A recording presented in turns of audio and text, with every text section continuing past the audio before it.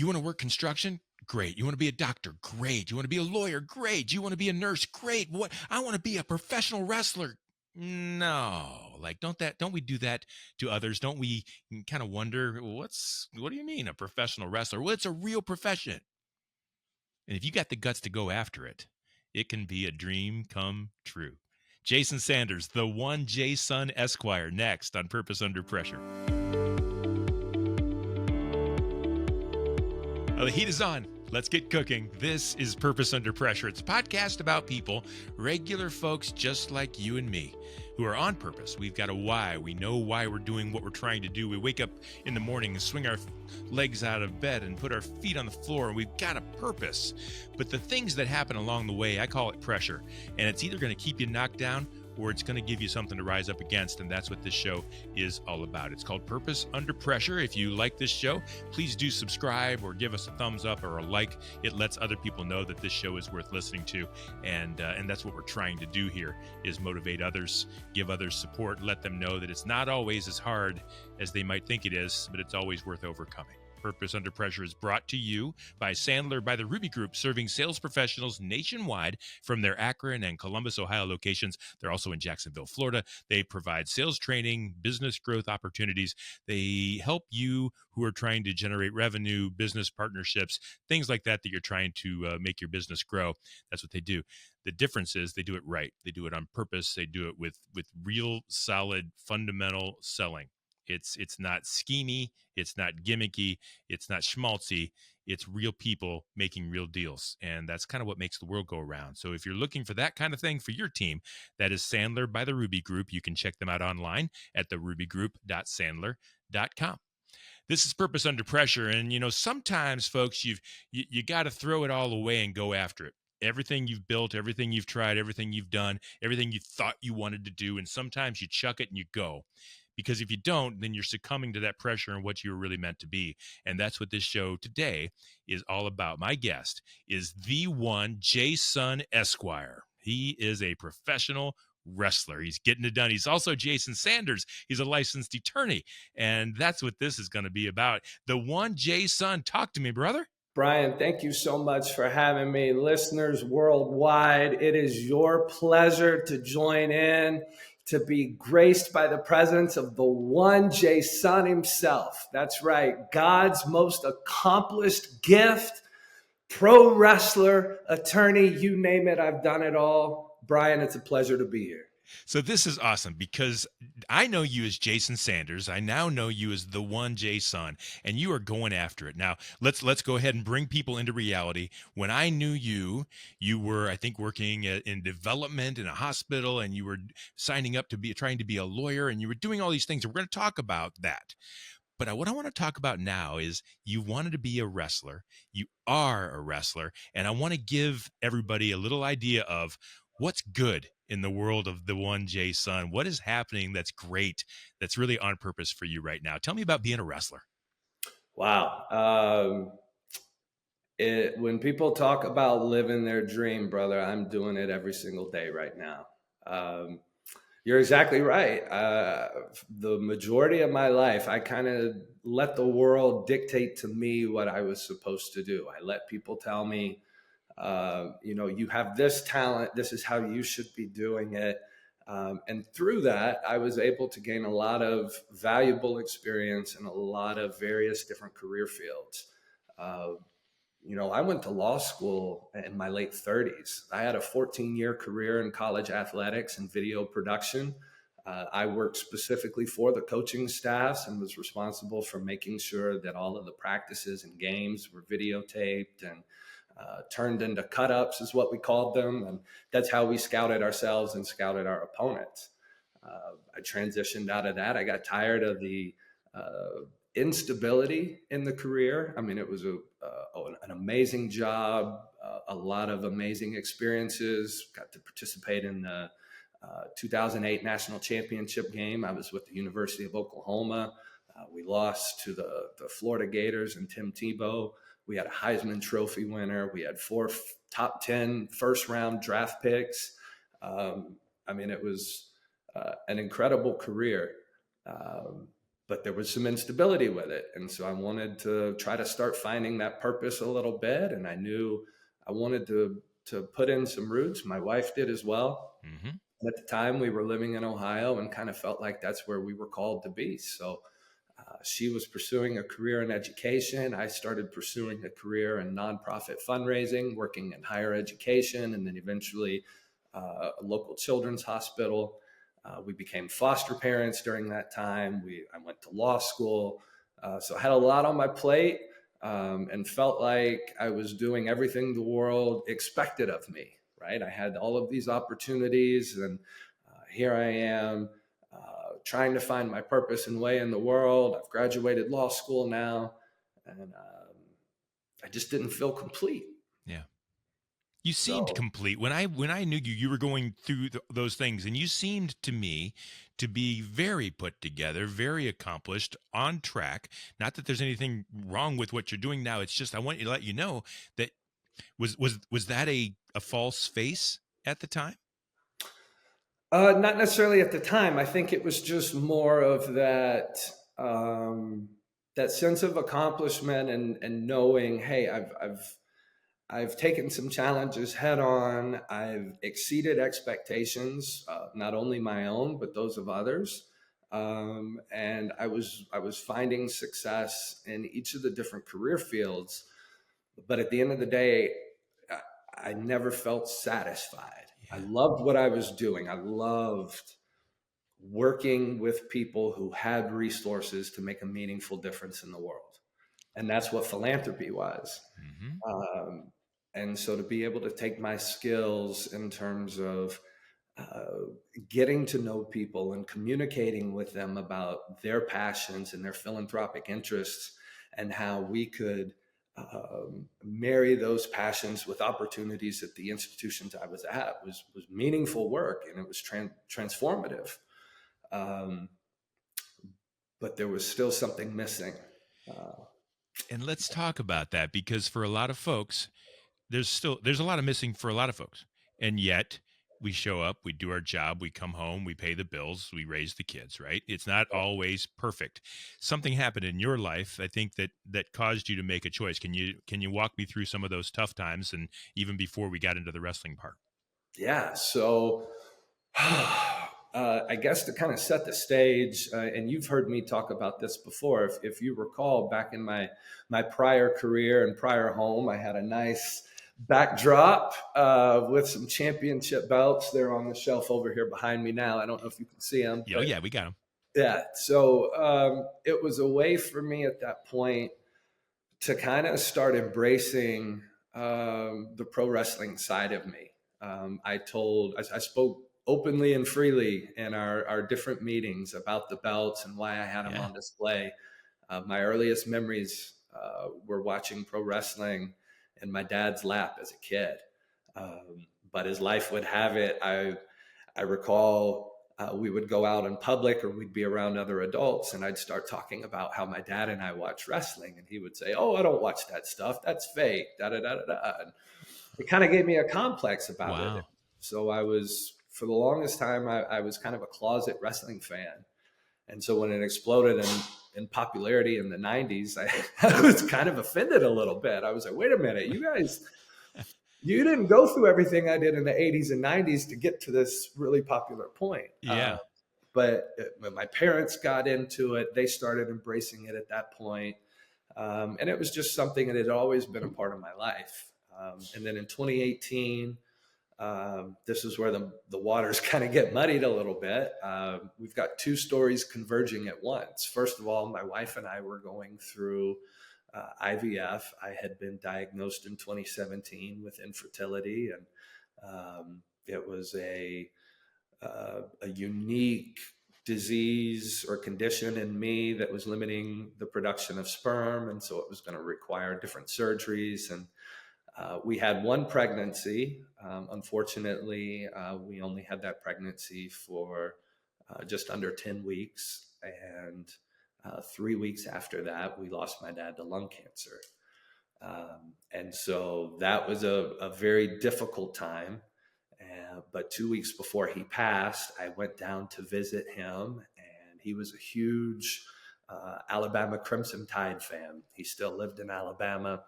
And so I had plans to come down and we were going to watch the Alabama game that Saturday. And for those of you that have dealt with loved ones who have gone through cancer or other life-ending diseases, you know it's not pretty. You know the end-of-life stages are they're not fun. And that day was no exception. And so I had built up in my mind this wonderful Saturday I was going to spend with my dad and watch football. And it just wasn't in the cards. He didn't feel well. So the next day, we're just kind of hanging out and I'm flipping through the channels and I realized that there was a wrestling pay-per-view on. And so I said, "Hey, Dad, you want to watch the show tonight?" He said, "Yeah, let's do it." And, about 10 minutes later, he started asking for Dr. Pepper and popcorn. And Mom pulled me aside a little bit later and said it was the most life she saw out of him the last couple months of his life. And of course, he passed away 2 weeks later. But so the last thing I got to do with my dad was sit and watch wrestling with him and see that joy return in his life. And see what it did to my mom too. Yeah. So after that, I kind of really decided I wanted to embrace it. And that's when I put the belts on my wall and it became really kind of a focal point of a meeting with me, if you recall. I do. Every meeting, it would start off, somebody would ask a question about the belts. And yeah, they'd wonder why you had the belts up because you wouldn't expect to see belts. And I think a lot of people, like what your parents said before, wrestling, blah, blah, blah, blah, blah. Right. They didn't put that entertainment world together with you. And yet for you, it was very real. Oh, it was very real. I will tell people to this day, I learned my right from wrong from pro wrestling. Pro wrestling in and of itself is storytelling. It is, if you watch any product today, it is a long-term story from the beginning of the company until present day is just one story. And sometimes those stories overlap with other companies and the career of the character. So for me, it's been a lifelong story of good and evil and integrity and what's right and what's wrong. And as I've gotten older, I've really kind of been puzzled as to why there was such a bad reputation about an industry that really does a lot of good in the world. It brings joy to children. You see all the time the wrestlers, they visit children's hospitals. Yeah. John Cena's known for the most Make-A-Wishes being granted of any entertainment celebrity in the world. It's just a lot of good. You know, it's interesting that we encourage our kids to do whatever they want. We old folks tend to give them 5 or 6 roads to go down, and because we haven't figured it out yet. But if they wanted to be a dancer, if they wanted to be an artist, or if they wanted to be an author, we'd say go go go. If they wanted to be a rock star, like we'd support that. And yet, professional wrestling, not so much. I'm interested because that's the old person point of view, right? I think you probably dealt with that, right? At Especially some point, though, attorney. especially being an attorney. That's what I want to ask about, because at some point you had to say, I have to stop being an attorney, or I have to stop working in development, or I have to stop this yesterday's Jason life, and I have to start this next one. And that required a lot of guts. And I'm interested in how that decision took place. Yeah. Because you're all in, right? The one Jason, you are all in. I am all in at this point. It's funny how the world works. You talk about it, and I think most people that are familiar with the story, they have the same perception, right? There had to be a come to Jesus moment, if you will, where I said, okay, this is it. But that's not how it happened at all. I had a lot of success professionally. And as people know, no matter what stage of life you're in, there's going to be different stresses. And I want to make it very clear to your listeners and anyone out there that this touches. It doesn't matter how much money you are. It doesn't matter what level of success you think you've achieved or haven't achieved in life. Stress is stress. Stress can be debilitating. Stress can be caused from all different factors and avenues in life, and it will have significant impact on you and your loved ones. And so being aware of stress and the pressure that you're facing, regardless of what the cause is, right? It's at the end of the day, it's still stress. And to use a family friendly example that I'm often fond of right now, if we're running through the park and we trip and fall in a puddle of mud and we're covered in mud, we're not going to get out of that and say, well, look, he's got more mud on him than me. At the end of the day, we're both covered in mud. And so mud is mud, stress is stress. For those that don't know, there's a lot of stress and mental health issues that come just from completing law school. I bet. And the bar exam. So they're well documented. They talk about it the entire time you're in law school. They're preparing you for it. And I think a lot of it comes from that final year when you're really, grinding, you're narrowing your focuses down, you're getting ready, and you're drilling on that bar exam. And coming out of that, you've just spent 3 months, 8+ hours a day studying, and then all of a sudden, all of it's gone. And so that transition in and of itself can be difficult. A few months later, I was very fortunate to get a new position. And it was a job that was very meaningful to me. The work was very special to me. But 6 weeks, into that job, one of the most bittersweet things that could have happened. And our foster kids of 27 months were finally placed with their forever home. And so my wife and I made the decision when we became foster parents, we were committed to caring for the kids without adopting at the end. We wanted either the children to be reunified with their biological family or to be placed with the best adoptive family. And so even though that was our goal, it was still very difficult. It rips you apart. Yeah. Unfortunately, I was 6 weeks into a new job. And as with most positions, there's a 90-day probationary period. And so I kind of needed to be mindful of some things. But after that period, I started going to my supervisor and some of the people and saying, look, I'm really struggling. The kid's leaving. It was more than I thought. And so I started pursuing a medical leave at that point. Meanwhile, as all of that is going on, there's more. Jeez. I had been board president of a economic development nonprofit. And one of the things I was doing was bringing in a pro wrestling show to our community every year as a kind of a way to show off the industry and let the world know that, hey, this is a family-friendly event. It's a great way for families to come out and spend time together and hopefully have a relationship similar to me and my dad. So as I'm hitting my breaking point in December of 23 and January of 04, I'm also talking to this wrestling company about, hey, I've always wanted to be a part of this. I've always felt drawn to it. What if I was just a manager? What do I have to do? And they said, well, you got to go to our academy. It's a 1-year commitment. There's a financial cost.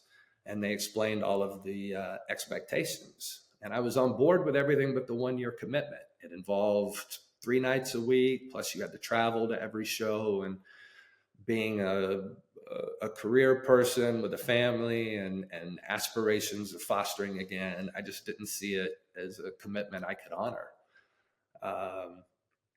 Well, a couple of weeks later, I got my medical leave, and I started talking with the doctors and everyone, my advisors, about ways I could start addressing my mental health. And one of the things they kept suggesting over and over again was a physical fitness routine. That sounds like wrestling. So that, coupled with the notorious gray skies in Northeast Ohio, I started looking for another wrestling school. I had 6 months instead of a year. So the original school was still out of the question. But the first school I looked at had a 12-week program. And it just so happened to be the Nightmare Factory at the time. It was in McDonough, Georgia. And the best part is the Nightmare Factory is owned and operated by current WWE champion Cody Rhodes, who is the son of the American Dream, Dusty Rhodes. Mm-hmm. So now you're back to my generation. Now I remember those guys. Yeah.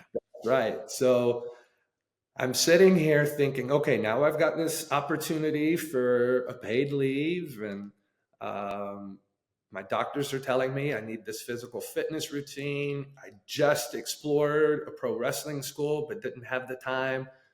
Now I have the time. Why not go for it? Mm-hmm. And so I sent the application. One of the other coaches, Coach QT Marshall, responded pretty quickly. And he said, hey, buddy, thanks for the application. Just wanted to let you know, based on your experiences, the window of opportunity to make it big in this business is relatively small. But that said, we'll never say never. We just want to make sure you know that all of that up front before you proceed. And I responded back and I said, man, I've been a fan since I was 5 years old. If all I get out of this is the chance to appear on one show as a manager, that would be a dream come true. So paid my enrollment fee. I also decided to take a 1-week cruise just to kind of clear my head. Things were kind of looking up at this point. And on day 6 of that 7-day cruise, I got a call that the insurance company that was paying the medical disability payments had suddenly ended coverage, and I was now on an unpaid leave for 6 months. Now I had committed several thousands of dollars at this point. So that was a hurdle I didn't expect. Yeah. In all of this. Yeah, because you had a paid leave and you had put some of that money towards the wrestling school and to kind of do the fitness thing and to just kind of try this thing out and everything. And then all of a sudden you're on unpaid leave. You've already spent all the money. Now that's a triple whammy. Correct. Okay. Correct. I'm with you. So any mental health gains that I made on the cruise were erased. Yeah. With the change in situation. But on the bright side, the deposit and everything else for the camp had already been paid. So might as well still go through with it. So thankfully, I have a very supportive wife who understood the situation and understood that even though it required me moving away for 12 weeks, the end result was going to be a healthier me. And that was the goal. And that's the goal. And that's kind of what this show is all about. It's purpose under pressure. You needed to get healthy. You needed to do what you needed to do. I'm interested. I believe things happen for a reason. I believe God puts up doors where we're not meant to go and opens up paths where we are. And yet we silly humans tend to knock down the doors that are closed no matter what until they finally bust down and we head the wrong way.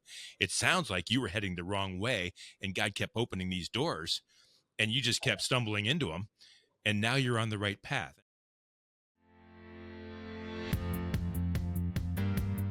Everyone in the organization needs to know how to sell. Sales is the strength of any company. Whether or not you're in marketing, operations, or even finance, everyone has a strong shared accountability towards driving top-line revenue. Whether or not you're client-facing or talking over the phone, you're able to build a stronger level of rapport with the clients. Everyone in the organization shares that responsibility to know how to sell.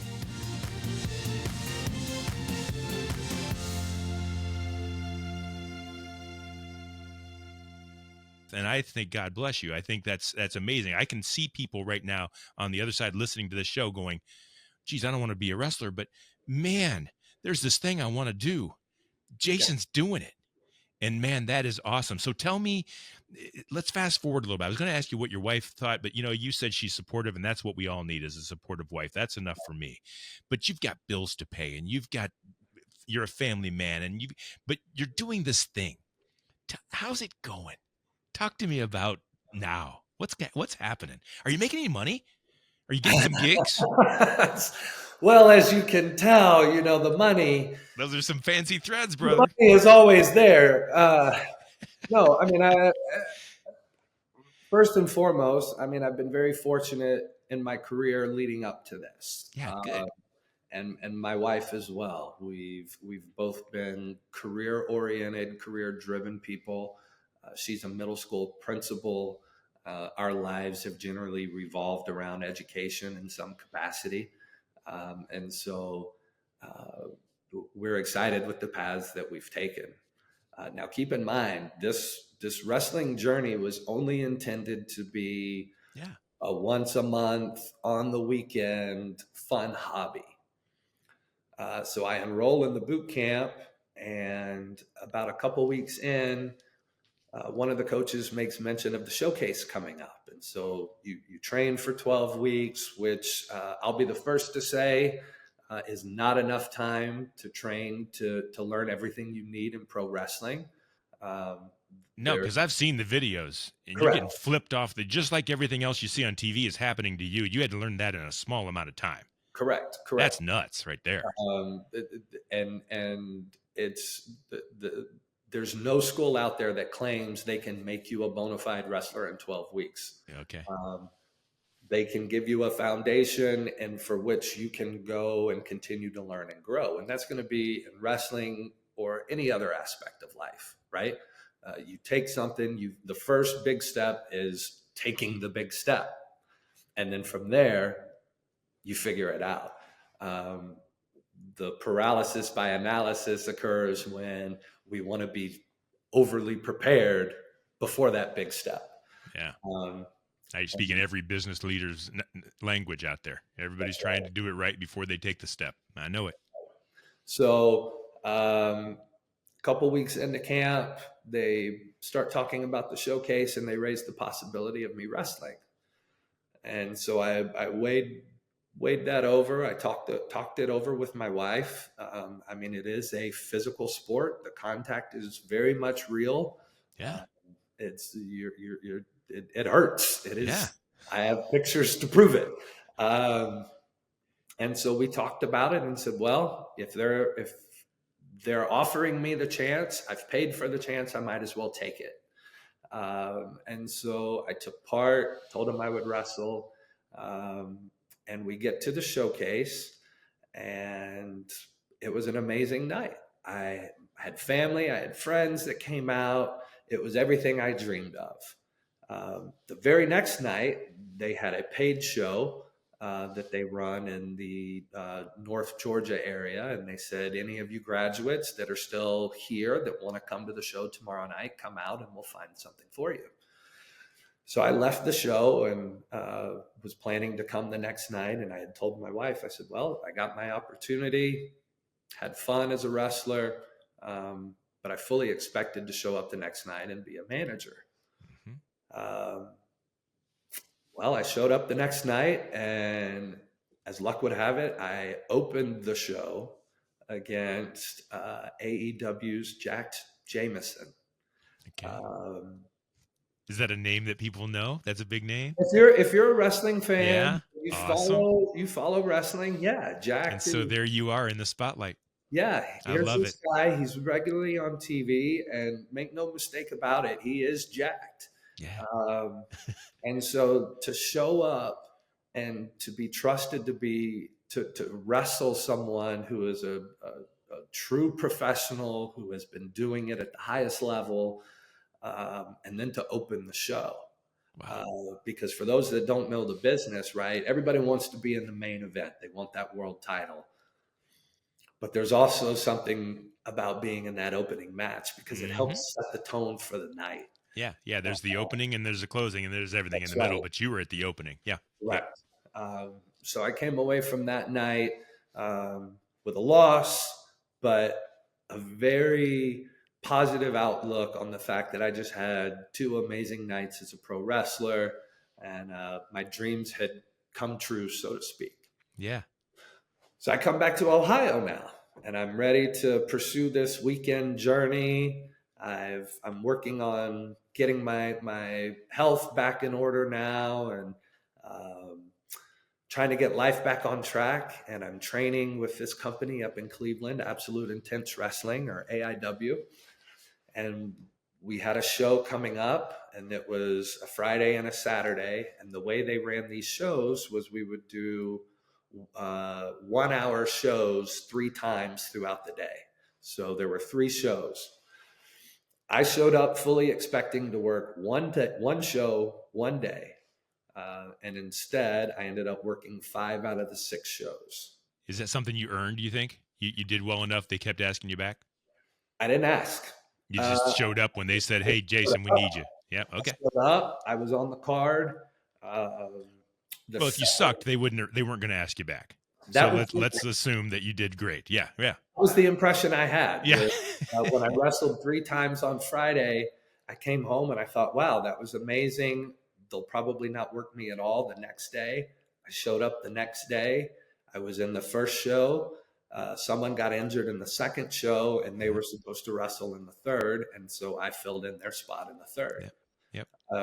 So yeah, I came back and had that conversation with my wife, and I said, okay, there's now 7 different opportunities, the 2 in Georgia and the 5 in Ohio, where the promoter had a chance to put me on the card as a manager, and instead they put me on the card as a wrestler. Yep. And that was the moment where it was like, wait a second, there's something here. There's something here. I love that. And you weren't ashamed or afraid to go after it. You saw something there, and away you went. And that's the thing that I just think is awesome, is that it was obviously there, but some people will turn their backs even from that. Even the most obvious things, they'll say, no, I'm sure it's just luck, or that's the way it worked out, and they'll go back to their lives. But you went after it, and that is so cool. Yeah. And then there's, wrestling is an art form. And so with that comes the subjectivity that comes with any art, right? Which means there's different styles of professional wrestling, and there's different tastes. As luck would have it, the style for AIW and Northeast Ohio in general wasn't quite up to par to the Esquire standards, so to speak. Mm-hmm. And when I say that, I just simply mean, my style of wrestling didn't fit with what the fan base in Northeast Ohio appreciates. You need to be down south where they're a little showy, right? A little bit. Okay. I mean, I don't know if you can tell, but I'm kind of a modest individual. I don't like to brag and show off. I can see. I'm picturing you showing up to court someday dressed like this. I want to see how that. I bet you'd win that too. One day I will show up to court dressed like this. But yeah, So now, where are you now? You're in Alabama, right? Is that what you told me? Yeah. So I had an opportunity. So the Nightmare Factory, run by Cody Rhodes. His dad was Dusty Rhodes. His dad started Turnbuckle Championship Wrestling. It was an independent wrestling company in Georgia. He launched it, I believe, in the late 90s, early 2000s. Feel free to fact check me on that. I could be totally wrong. But the Nightmare Factory, since it became a school, has kind of helped relaunch Turnbuckle Championship Wrestling. And so it's giving a platform to the graduates of the school and some of the top individual independent wrestling talent in the country. WWE, World Wrestling Entertainment, is far and away the top professional wrestling company in the world. They have launched their WWE ID program. They identified 6 of the top independent pro wrestling schools in the country as feeder schools, where they will they're essentially, for lack of a better term, certified as feeder schools to WWE. So they're going to look at the talent. And then they will identify talent to label them as WWE ID prospects. Minor leagues per se. Yeah. Per se, yes. Yep. And so the Nightmare Factory was announced as one of 6 of these schools a few months after I graduated. So just knowing as a kid who grew up a lifelong pro wrestling fan, knowing that now I've been trained. There's a door there, man. By Cody Rhodes, who learned and filtered the good and bad from the American dream and gave me the best of the best, right? And QT Marshall and Coach Luke Sampson and Coach Billy Gunn and all of these guys who are so passionate about this business that they're willing to help make stars out of people who are just as passionate about the business as they are. And I think that's super cool. And so is that the dream? Is that what you want? I want people to know that you're accomplishing your purpose. And is your purpose the WWE main event?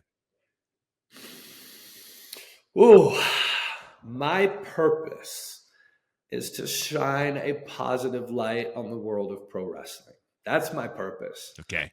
What about your goal? So I love that purpose. I think that's awesome. You're going to do it right and you're going to do it well. But how far are you throwing this ball, man? How in are you? Are you going all the way to WWE? I'm going to throw it until the arm is gone. It's rock on, brother. It's been one of those things. There was a show booked, this Turnbuckle Championship Wrestling. They had booked a show in October of 24 in Alabama, and unfortunately that show got canceled. But I had reached out leading up to the show. It was in Huntsville. This is where I was born. And I said, hey, it would be the most meaningful thing in the world if I could come wrestle in the town that I was born in. Again, unfortunately, the show got canceled through no fault of anybody's, but it just happens in the business. So I took the opportunity to go find another show that night. From that, just going to visit that other company came 4 bookings. And so I went back to Ohio and I told my wife, I said, look, I went to Alabama one time and I got 4 bookings. Maybe we should explore me trying to wrestle down there as much as we can. That led us to exploring possibly buying some land next to her family. We're both from Alabama, so it started making sense that way. And then next thing you know, we said, you know what? We were exploring. I was going to drive back and forth, and we did the math, and it was going to be $500 to $600 a month in gas. And I said, well, if I'm going to spend that, I might as well put that toward an apartment or something. And here it is. I'm down in Alabama now. She is in Ohio. She's still educating students, being the best principal she can be, but she's supporting me while I'm pursuing this dream. And I most recently got to show up at TCW and was given the opportunity to manage Satnam Singh, 1 in a billion. Now, this guy is over 7 feet tall. He's over 450 pounds. He's like 7'4". He's a monster. He's been on AEW. He's been seen on TV all over the world. And now he was managed by the 1J son, Esquire. And now we got a main event match against QT Marshall, our former coach and mentor, on March 7th. And we're going to show the world why the Esquire is God's most accomplished gift. Because when QT had Satnam and he was coaching and mentoring Satnam, all he was doing was holding him back. Because when you've got 7'4", 450 pounds of pure monster muscle, you'd better never lose. There's no reason why that man shouldn't be on top of the wrestling world. Yeah. And so on March 7th, we're going to start with Coach QT Marshall, and then we're going to start our trek toward putting all the gold we can around 1 in a billion Satnam Singh's waist. This is so cool. I'm just like pumping up down because I just love the energy that you've put into this new life of yours. And it's been, as we wrap up, it's been just a few short years that you've completed a full transition to being really on a down and out, to being the guy that's going to take these folks, I can't remember all their names, and I'm sorry, I don't mean any disrespect, but to the next level and to accomplish your dreams. I wonder what you, as we wrap up, what would the one Jay Son tell our listeners and viewers out there who are in the same spot? They're in a spot where they're doing their job and they're paying their bills and they're living the life they're told to live, and yet there's this other thing that they kind of wish they could do if they weren't so embarrassed or ashamed to go after it, right? That's your story. What would the one Jay Son tell that guy or that girl right now? What I would tell you is simple. Life is nothing but this. This is the good, this is the bad. And in life, you can't have the good without the bad. You've got to have bad to know what good is. If you eliminate all of the bad, you won't have anything to know and compare to the good. So keeping that in mind, you pick your good and your bad. You know that there's going to be bad with whatever decision you make. Every action creates an equal and opposite reaction. Make your choices carefully, make them with integrity, and most importantly, make your choices meaningful and purposeful in terms of bringing you joy. Because there's no sense in walking around this earth doing things that don't bring you joy. If it's dragging you down, if it's bringing you down, you've got to find a way to make a change. And no matter what you've been through, I dare say, go back and ask you 5 years ago or you 10 years ago, if you could ask yourself, are you proud of where I am today, or have I taken a step back? I would say most people would say 5 years ago, if I'm looking at the shoes I'm in today, I would be very happy with where I am. Mm-hmm. And so we get too caught up on the goal and the journey toward whatever it is we're trying to achieve. That's why I kind of stumbled with your question earlier about what I want to achieve in this business. I don't know. What I wanted to achieve was I wanted to be a manager once a month. Now, here I am. Wow. I am managing a turnbuckle championship superstar against QT Marshall in the main event on March 7th. I haven't even wrestled 20 matches, but I've wrestled against Jack Jameson. I've wrestled against Hornswoggle. I've been involved with Satnam Singh. I've been involved with some of the top talent at AIW. And so I've already reached that goal, so to speak. So everything else is just icing on the cake. God, I love that. There's no pressure now, because at any point this can end. And the worst thing that's going to happen is I'll go be a lawyer. I'll go practice law. And so there's some comfort and security in that. But knowing, again, that life is always this. Yeah. Now, sometimes it's this frequent, and that's kind of what I was going through. The goal is if we can get it more like this, or even, less extreme and more ripply. But you're going to have good and bad.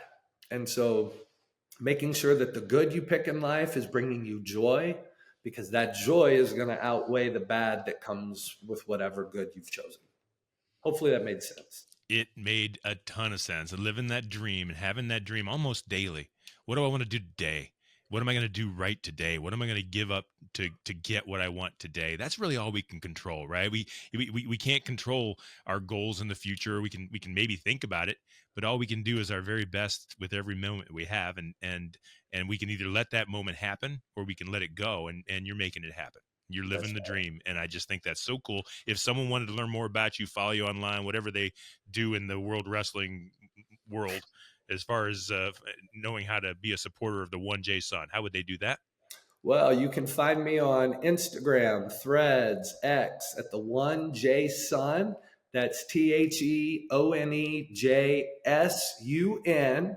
So, real quick, if you can see here on my jacket, 1J Sun. I've been using JSUN long before pro wrestling came into my professional life. And so, one of the things I want to advocate for to any of your listeners with power out there, I'm running into issues using the sun emoji as a letter in my name. So when you're looking for me on social media, you want to spell out sun, TheOneJSUN, or you can find me on Facebook at the 1J Esquire. And you're going to see me on TV here sooner rather than later, and on the top of the pro wrestling mountain before you know it. I know it too. That is so cool. The 1J Sun Esquire, Jason Sanders, thank you so much for being on the show. I'll tell you what, I think people are so afraid to fail at reaching the big picture that they never take the one step today. I've been there.